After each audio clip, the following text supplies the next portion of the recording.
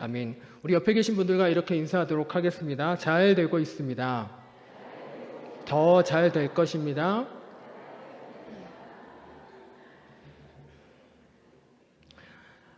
하루는 할머니 두 분이 나란히 앉으셔서 심각한 이야기를 하고 계셨다고 합니다. 사투리가 좀 안 되긴 하는데 좀 이해해 주시고요. 한 분이 이렇게 말씀하시는 겁니다. 지난주에 누가 죽었다 카대. 저 옆에 있던 할머니가 그 이야기를 맞받아 치시면서 그 누구 예수라 카던데 왜 아는 사람입니까? 우리 며느라가 아버지 하는 거 봐서는 바깥 싸도 나이겠나? 근데 옆에 있던 할머니가 웃잖아. 빈소에 가봐야 되지 않겠노? 했더니 할머니가 그렇게 말씀하시는 겁니다. 안 가도 된다 카더라. 사흘 후에 깨난다고 걱정하지 말라 카던데. 예수님께서 죽음을 이기고 부활하셨습니다. 그리고 제자들에게 나타나시고 특별히 도마에게 나타나셔서 이렇게 말씀하셨습니다. 보지 않고도 믿는 복된 자가 되어라. 바라기는 우리 모두가 도마에게 하신 주님의 말씀을 기억하면서 보지 않고도 믿을 수 있는 믿음을 가진 자, 그래서 날마다 하나님께서 주시는 복으로 충만한 삶을 살아가는 저와 여러분이 될 수 있기를 간절히 소망합니다. 젊은 사람들이 자주 쓰는 말 중에 프로불편러라고 하는 말이 있습니다. 프로불편러. 이것저것 쓸데없는 트집을 잡는데 혈안이 된 사람들을 빗대어서 프로불편러라고 이야기합니다. 가령 이런 건데요. 드라마의 한 장면에서 꼭 나오는 장면 중에 하나인데요. 명절을 맞아서 이제 고향을 찾는 가족들의 모습이 나오는데 친정을 먼저 갔다가 그 다음에 처가를 가는 이 장면이 이제 드라마를 통해서 방영이 되었는데요. 이 드라마를 본 시청자가 인터넷에 글을 이렇게 쓴 것입니다. 우리 집은 시댁을 먼저 가는데 왜 저 사람들은 처가를 먼저 가는 거죠? 저만 이 장면이 불편합니까? 이렇게 글을 쓰는 겁니다. 대충 프로불편러가 이러한 아무 일도 아닌데 트집을 잡아서 문제는 이것을 공론화시키는 겁니다. 불편하면 그래, 시댁을 먼저 가는 사람의 입장에서는 이 일이 불편할 수도 있겠습니다. 하지만 이 일을 공론화시켜서 내가 불편하다는 것을 다른 사람들에게 알릴 필요까지 있느냐라고 하는 것이지. 최근에 어느 찬양팀이 부른 사랑합니다 나의 예수님이라는 그 찬양 아시죠? 이 영상에 이런 댓글이 달렸습니다. 사랑한다 아들아, 그다음 사랑한다 내 딸아. 이 가사 왜 딸보다 아들을 먼저 언급한 거죠? 지금 세상이 어떤 세상인데 하나님은 공평하시다면서요. 혹시 이 노래 작사하신 분이 남아 선호 사상을 가지고 계신 거 아닙니까? 이거 저만 불편한가요? 라는 댓글이 하나 달려있더라고요. 그러자 어떤 분이 이 댓글에 이렇게 반응하셨습니다. 야, 듣지 마.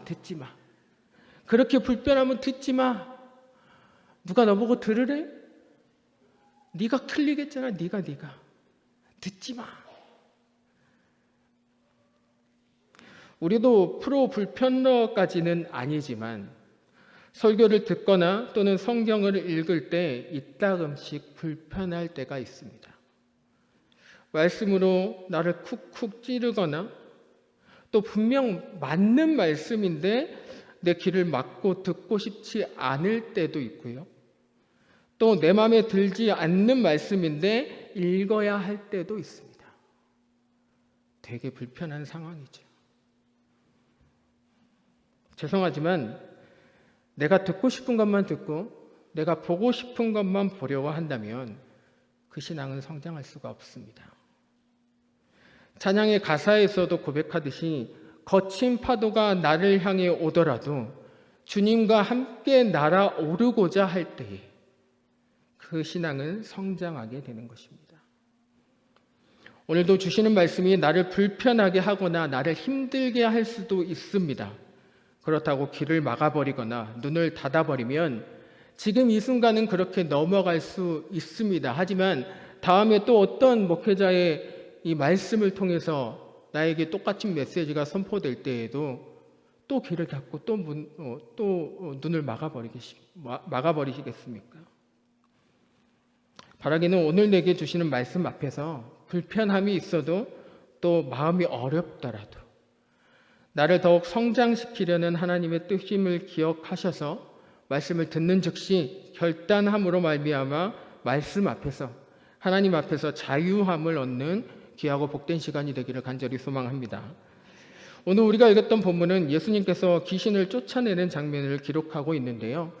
거라사 지역에는 오랜 시간을 무덤 주변에서 살고 있는 귀신 들린 사람이 있었습니다. 그는 아무런 옷도 입지 않은 채 그야말로 광인의 모습을 하면서 반사회적인 행동을 일삼았습니다. 하지만 마을 사람들은 이를 보고도 귀신 들린 사람에 대해서 어쩔 도리가 없었습니다. 그들이 할 수 있는 대처 방안은 그저 귀신 들린 자를 쇠사슬과 쇠고랑을 이용해서 묶는 것뿐이었습니다. 하지만 귀신 들린 자는 힘이 얼마나 좋았던지 쇠고랑마저 다 끊어버리고 그야말로 미쳐 날뛰었습니다. 사회적으로는 철저히 버림을 받았고 방황하고 있었으며 절망 가운데 비참하게 살아가는 그야말로 불쌍한 존재였습니다. 하지만 동시에 예수님의 사랑이 필요한 구원의 대상이기도 했습니다. 우리는 귀신 들린 자에게서 몇 가지 특징을 찾아볼 수가 있는데요. 먼저 첫 번째로 죽음의 상징인 무덤가에서 살고 있었다는 겁니다. 그는 아무런 목적 없이 죽은 시체 마냥 살았습니다. 영생과는 거리가 먼 사람이었다라고 하는 것이지. 그리고 두 번째로 그는 사람들이 제어할 수 없는 사람이었다는 것입니다. 너무나 난폭했고 밤낮으로 소리를 지르며 스스로 자신의 몸을 학대하기도 했습니다. 쇠고랑과 쇠사슬마저도 그를 통제하지 못했으며 통제 자체가 불가능한 사람이었습니다. 또한 귀신 들린 자는 벌거벗음의 수치를 모르는 사람이었습니다. 내가 벌거벗은 게 다른 사람에게 어떤 영향을 미치는지 걱정조차 신경조차 쓰지 않았다는 것이지. 이처럼 귀신 들린 사람의 모습은 그야말로 처참했습니다. 이처럼 노골적으로 귀신 들린 것과 같은 모습을 하고 있지는 않지만 우리도 악한 영의 영향 아래에서 살아가고 있습니다. 죄를 지었음에도 어떠한 수치심도 어떠한 죄의식도 없이 살아갑니다. 내가 최고인 양 아무것도 두려워하지 않고 무서워하지 않으면서 당당하고 떳떳한 모습으로 살아갈 때도 있습니다. 마치 예수님을 알기 전 또는 이따금씩 나에게서 보여지는 나의 모습이 아닌가 생각될 때도 있습니다. 오해하지 마십시오. 이런 모습으로 살아가는 사람들이 모두 다 귀신 들린 사람이라고 말하는 것이 결코 아닙니다. 우리도 하나님 없이 악한 영의 영향을 받으며 살아갈 때가 있었다라고 하는 것입니다. 또한 지금의 나의 모습 가운데 그때로 돌아가려고 하는 모습들이 종종 보여질 때도 있다라고 하는 것이죠. 중요한 것은 그런 모습을 하고 있었던 자가 예수님을 만났다는 것입니다. 어느 누구도 제어할 수 없고 통제할 수 없었지만 귀신 들린 자는 예수님께 굴복했습니다.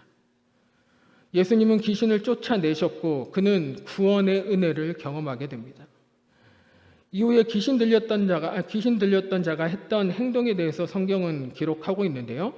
본문 35절, 39절 말씀을 우리가 화면을 보면서 함께 읽어보도록 하겠습니다. 35절입니다. 시작. 사람들이 그 이루어진 일을 보러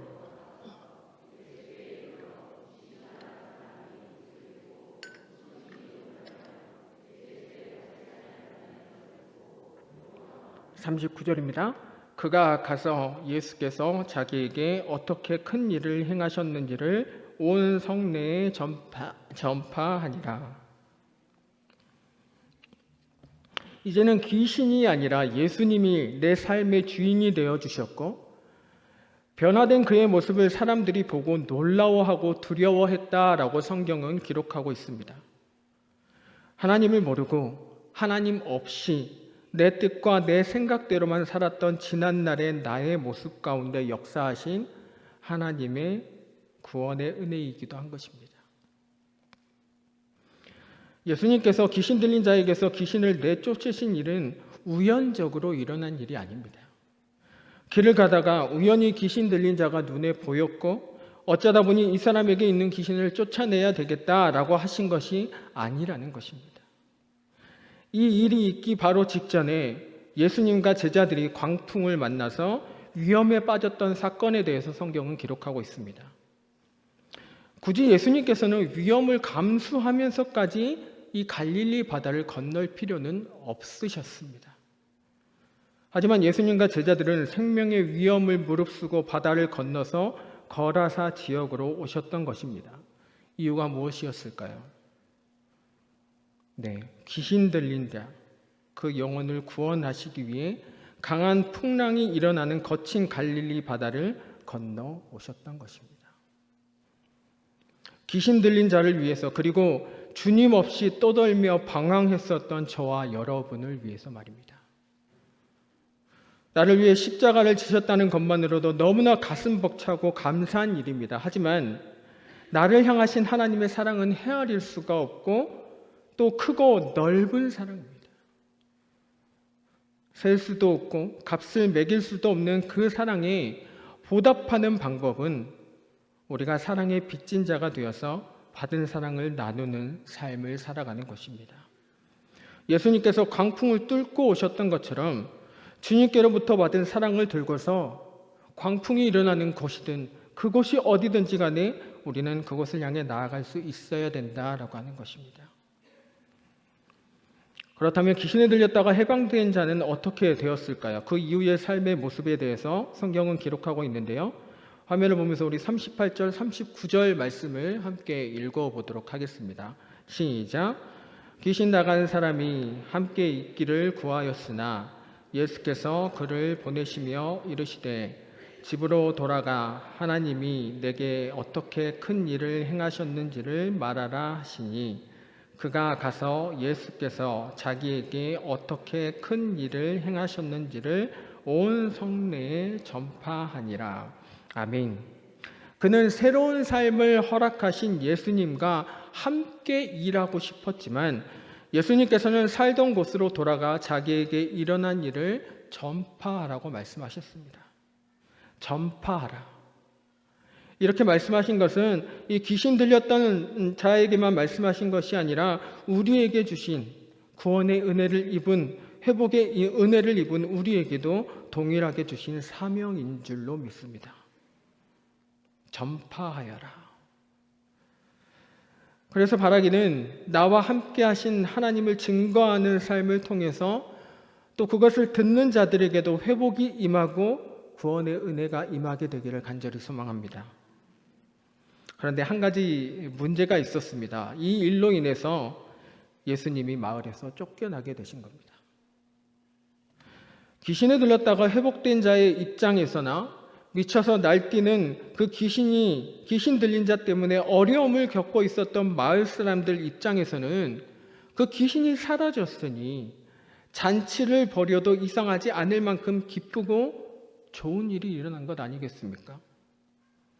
하지만 귀신을 쫓아내는 과정에서 약 2,000마리가 되는 돼지가 죽는 일이 발생하게 된 것입니다.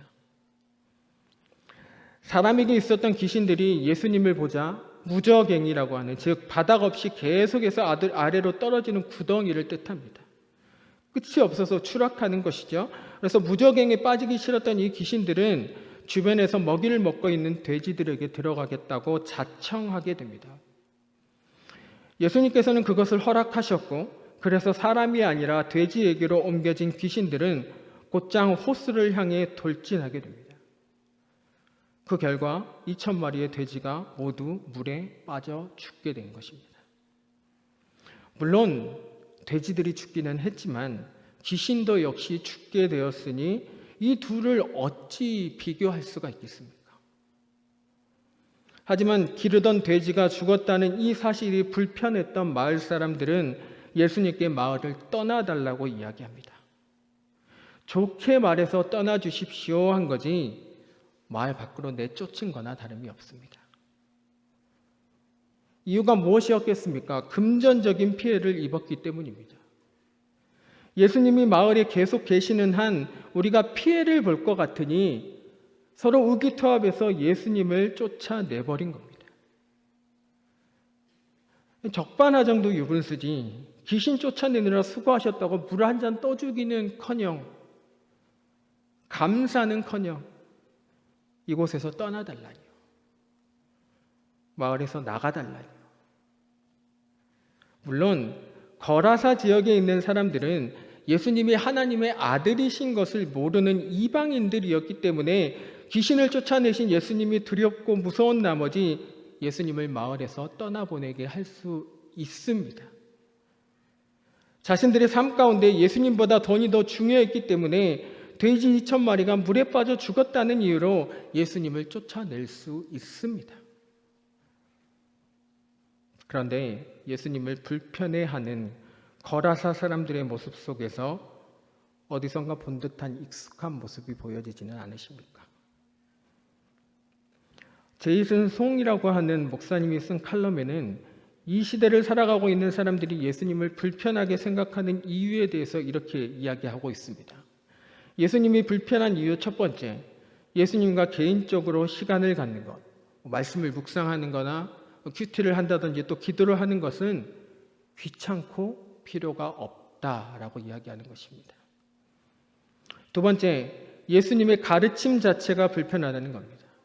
돈, 정의, 정직 등 성경의 본질적인 가르침을 그저 불편하게 생각한다는 것입니다.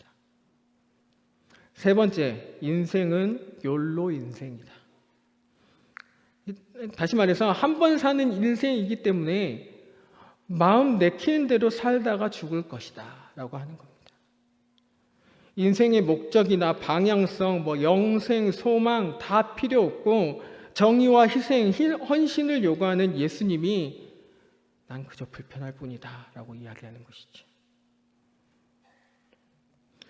죄송하지만 오늘날 교회를 다니는 사람들에게서 예수님을 찾아보기가 어려운 것이 사실입니다. 교회 다니는 사람들이 만나서 하는 이야기라고 해봐야 정치, 경제, 사회, 문화, 스포츠, 주식 등등 이런 이야기만 하고 있지 예수님에 관한 이야기는 찾아볼 수가 없습니다. 하지만 처음부터 그런 것은 아닙니다. 우리는 예수님을 마음 중심에 두고 신앙생활을 했던 사람들입니다. 주님의 은혜에 감격했던 사람들입니다. 주 예수보다 더 귀한 것은 없다고 고백하고 예수님 때문에 행복해하다며 찬송을 부르던 사람들이었습니다. 예수님을 위해서 내 생명까지도 바치겠다고 결단하며 기도하던 사람들이 바로 저와 여러분이었다라고 하는 것이죠. 교회를 위해 헌신하고 충성하면서도 몸은 고되지만 기쁘고 즐거웠습니다. 그런데 시간이 지나면서 우리는 예수님을 인생의 뒤편으로 밀어두고 인생의 전면에는 재물과 오락과 세상 사는 이야기들로 가득 채워지고 있습니다. 정치에 관한 이야기, 경제에 관한 이야기, 집을 사고 파는 이야기, 어떤 주식을 사야 하고 어떻게 해야 돈을 더 많이 벌 수 있고 어떻게 해야 남부럽지 않게 자녀를 키우는 이야기 등등. 교회를 다니는 사람들의 인생의 일면 톱 기사에는 예수님이 사라진 지 오래입니다. 어쩌면 예수님이 불편해서 예수님을 쫓아낸 사람들의 모습이 아닌가 싶은 생각이 듭니다. 예수님은 광인과도 같은 나 같은 죄인을 구하시기 위해 사나운 풍랑과 어둠이 깔려있는 바다를 건너오셨습니다. 예수님은 더러운 죄로 인하여 사탄의 사슬에 묶여있는 나를, 불쌍한 나를 구원하시기 위해 하늘 영광을 다 버리고 이 땅에 찾아오셨습니다. 더 나아가 십자가에서 수많은 사람들에게 배척당하시고 고통과 고난을 당하면서 우리를 정결케 하시기 위해 스스로 희생제물이 되어 십자가에 달려 죽으셨습니다. 그런데 우리는 그 주님을 저버리고 주님이 불편하다는 이유로 예수님을 쫓아내고 있지는 않습니까?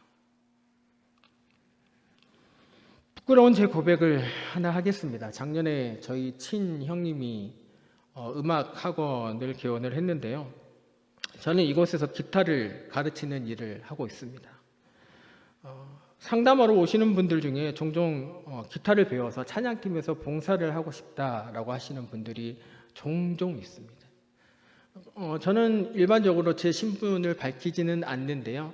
교회에서 찬양팀으로 봉사하고 싶다라고 하시는 분들께는 그래요, 제가 목사입니다.